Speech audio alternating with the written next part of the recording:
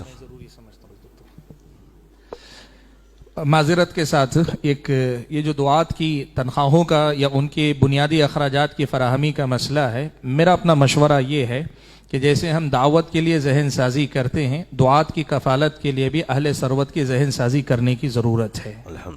جیسے شیخ نے کہا، بہت اچھی بات کہی کہ جمعیت چونکہ وہ اوپر ہے اور ہر جگہ اہل ثروت کون ہے وہ جانتے ہیں، ہر علاقے کے اپنے علماء کی کفالت وہاں سے کروانے کے لیے تھوڑی سی محنت کرے تو بہت بڑا کام ہو سکتا ہے.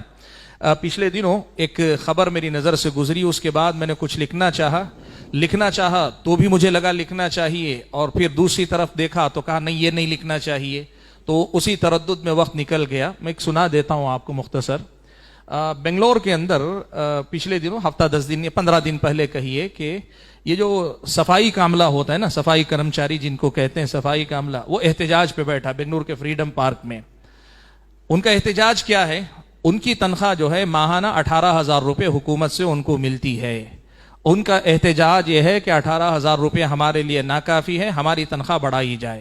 بنگلور کے ایک مسلم MLA ان کے ساتھ شریک ہوئے، اور شریک ہو کر انہوں نے کہا کہ مجھے جو ہے، میرا اپنا مطالبہ یہ کہ حکومت ان کی تنخواہ ڈبل کرے، 18 کے بجائے 35-36 روپے ان کی تنخواہ دینی چاہیے. یہ خبر پڑھ کر مجھے بہت تکلیف ہوئی. کیوں ہوئی میں آپ کو بتاؤں گا تو آپ کو برا لگے گا، لیکن مجھے تھوڑا سا کہنے دیں، یہ بات میں بول دوں تو برا نہ مانے آپ. میں آپ کو مانتا ہوں کہ آپ ورثۃ الانبیاء ہیں، لیکن مجھے یہ سوچ کر افسوس ہوا کہ صفائی کرمچاری کی تنخواہ جو ہے، جسے وہ ناکافی سمجھ رہے ہیں، بنگلور کی مسجدوں کے اکثر مساجد کے ائمہ کی تنخواہ اس سے کم ہے. یہ ہماری قوم کی حالت ہے. میں لکھنا چاہا اس پر، لیکن میرا دل نہیں مانا کہ میں ورثۃ الانبیاء کی ضروریات کو اجاگر کرنے کے لیے اتنے نچلی مثال کا استعمال کروں. میرا دل گوارا نہیں کہ میں اس لیے خاموش رہ گیا. ورنہ آپ سوچیں کہ آج بھی یہ جو دعات ہیں، اللہ ان کو جزائے خیر دے، ان کی قربانیوں کو دیکھ کے دل سے دعا تنہائیوں میں نکلتی ہے. 10,000 روپے، 12,000 روپے، 15,000 روپے میں تنخواہ پر جو ہے وہ آج زمینی سطح پہ اتر کے کام کر رہے ہیں. کچھ آسان کام نہیں کر رہے ہیں، وہ بڑی قربانیاں وہ دے رہے ہیں. اللہ کرے ہماری یہ آواز ان اہل ثروت تک پہنچے جو اپنے اپنے علاقے میں اثر و رسوخ رکھتے ہیں. تھوڑی سی آپ کی توجہ سے 20 دعات کے مسائل حل ہو سکتے ہیں. اور جو بھی علماء ہیں جن کی کسی بھی صاحب ثروت سے ذرے اچھے تعلقات ہیں، آپ اس پر محنت کیجئے کہ آپ کے اہل ثروت آپ کے علاقے کے علماء کی کفالت کرے. میں یہ بھی کہنا چاہوں گا، ہمارے اپنے دعات میں بہت گھومتا پھرتا ہوں نا، تو اکثر ہمارے علماء مجھ سے کہتے ہیں، کیا کہتے ہیں پتہ ہے؟ کہ آپ جیسے علماء جب باہر سے آتے ہیں تو آپ کی عزت ہوتی ہے، آپ کی قدر ہوتے ہیں، آپ کو کھلاتے ہیں، پلاتے ہیں، تحفے تحائف شال وول سب دیتے ہیں، لیکن علاقائی علماء کو نظر انداز کیا جاتا ہے. اور یہ بھی سچ ہے، میں جانتا ہوں یہ بات. میں آپ کو کہنا چاہتا ہوں، آپ کے اصل علماء آپ کے علماء جو آپ کی بستی میں ہیں. ہم جیسے لوگ آتے ہیں ذرا سا آپ کی ہمت افزائی کرنے کے لیے، آپ کے جوش جذبے کو بڑھانے کے لیے آتے ہیں، ورنہ کام تو وہ کرتے ہیں جو صبح و شام آپ کو اللہ رسول کی بات پڑھاتے ہیں، جو آپ کے خطبات جمعہ دیتے ہیں، یا آپ کے میدان میں پہنچ کر آپ کی بستی میں گھوم پھر کر غیر مسلموں کو جو دعوت و تبلیغ کا کام آپ کی طرف سے وہ فرض کفایہ ادا کر رہے ہیں. آپ ان کی کفالت نہیں کر سکتے، ان کی ضرورتوں کو پورا نہیں کر سکتے. آپ اہل ثروت کی ذہن سازی کیجئے. آپ یقین کیجئے، ذرا نم ہو تو یہ مٹی بڑی زرخیز ہے ساقی. ذرا توجہ دلائیں، اہل ثروت یقیناً کام کر سکتے ہیں.